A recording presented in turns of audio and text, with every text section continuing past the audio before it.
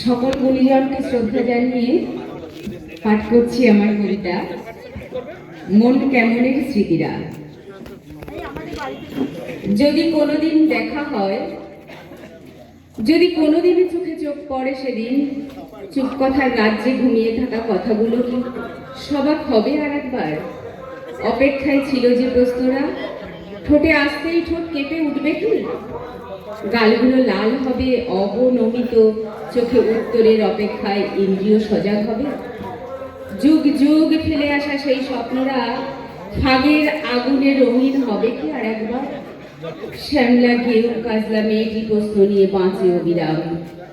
বাদ নামানা কয়েক ফোঁটা অশ্রু অজান্তেই ঝরে পড়ে।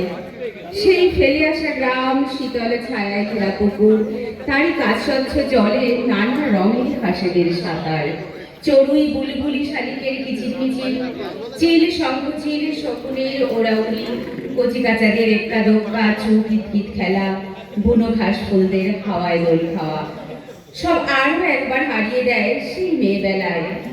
অজান্তেই এক দীর্ঘ নিঃশ্বাস বেরিয়ে আসে। অবশেষে স্মৃতির জানালা টেনে ছিটকিনি তুলে দিই নীরবে। ধন্যবাদ।